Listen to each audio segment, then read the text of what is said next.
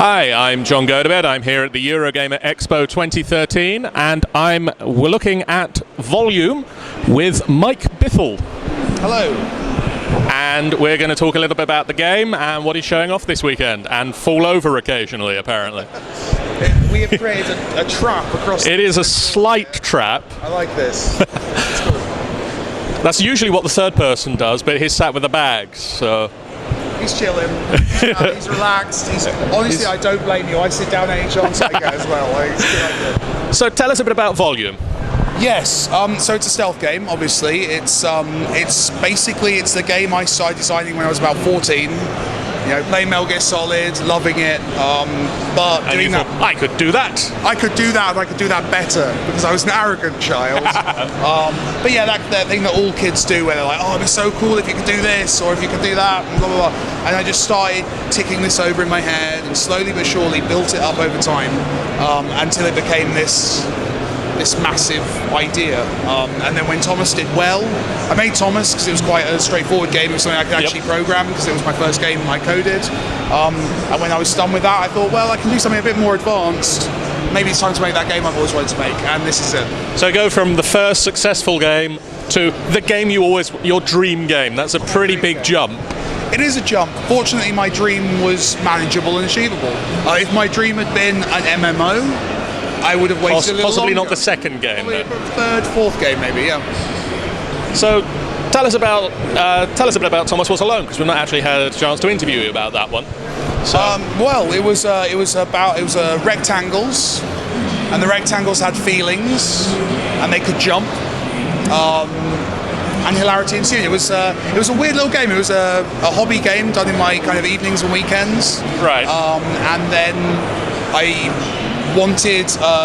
wrote a script for it, and I dreamt about how cool it would be if Danny Wallace did it, and I emailed him on a whim, and he did it, and then I brought it out, and I thought, oh, it'd be cool if 2 people buy this, and then 700,000 people bought this, and then several hundred thousand others, and then it came out on PlayStation. I just went going and going and going. It snowballed, rather. It snowballed. That's an excellent metaphor. And it was just weird and awesome and terrifying, and then I quit my day job and started making this. Because astute site viewers will remember that we interviewed you last year while you were working at Bossa. Yes, when I was back on Merlin. Merlin, yes. So obviously this has snowballed out of control since then. Yeah, well, and the guys at Bossa are still doing awesome stuff. They're doing Surgery Sim now, which everyone was in love with, which is great. Yes. So, when are people going to be able to get their hands on Volume if they're not here today? Well, if they're not here today, and they should be here today. Really, they should. They should be, because it's great. The lighting's lovely. There's comfortable chairs. They are comfortable, yeah? Good, awesome. Confirmed. Confirmed comfy chairs. If they're not here today, we're going to take it to a bunch of events. So if we might have it at Game City, I think. We'll probably take it to the US at some point next year and have it at some shows. Otherwise, if you're waiting for it at home, you're probably going to wait until mid to late next year. Hopefully. Right. We're working to get it done by then. Hopefully, we won't have to go into Valve time. And, one of those fun game developers time. It'll come out before Half-Life 3. Bold claims. Bold claims. Confirmed. Do you know anything about Half-Life 3? Because really, I know everything about Half-Life 3, and I'm choosing not to tell you any of it. Great. That's not true. I know nothing. So, what platforms is this going to be available on? PlayStation 4 and Vita initially at launch. They've been awesome. Sony are great to work with. Then we're going to take a month to relax, fly around in private jets from all the money we're going to make. That's not true. Then we're going to make the PC, Mac, and SteamOS version. It's going to come out a month after. So you'll be able to play that. And then after that, we'll see. There's lots of interesting consoles and people and conversations, and we'll see which things to do after. There's lots of things. There's things to do in the after time of it. So that's what we're going to be doing. Right. And then obviously if the game's successful, which hopefully will be if people like it, we'll be hopefully adding new content, maybe some DLC. I'm not a big fan of day 1 DLC, so we're not going to do that. But it might be that Day 72 DLC is 72 more acceptable. Well, I'm quite a slow programmer, so like day 200 DLC might be a better bet. But we'll try 72 We'll work days. on it. We'll see how it goes. We'll see how it goes. Mark that on the calendar. 72 days after launch, there's DLC You release. heard it here first, confirmed. Yes. And so, how's the reaction been to what you're showing this weekend? It's been really positive. I mean, I worry about my work. I assume it's rubbish. But yeah, no, people seem to like it.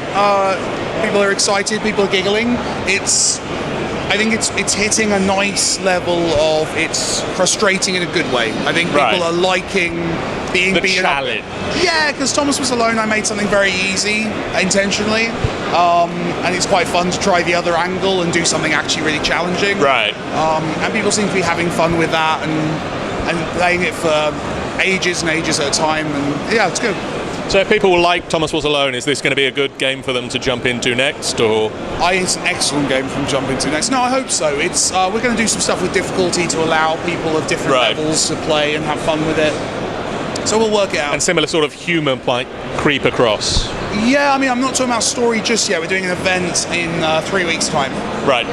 Going up to Game City in Nottingham and doing a big reveal of the story and the actors and all that stuff. So at that point, we'll know more? At that point, you'll know a lot more. And then, yeah. So but I'm always going to want to make games that are entertaining, have humour, don't take themselves too seriously. I'm hoping to deal with some slightly darker themes in this one, though. So it should be cool. Cool. And so you've been following the SteamOS announcements this week? As much as I can. I've been kind of falling asleep very early after doing these events. But yeah, it looks interesting, doesn't it? The controller's very interesting. Yeah, that looks odd. If it was anyone else, I'd be scared. But Valve, they're quite clever people. They can do more. I'm confident. I'm intrigued. I want one, basically. Pretty much. So we'll see. We'll see how it goes. Okay.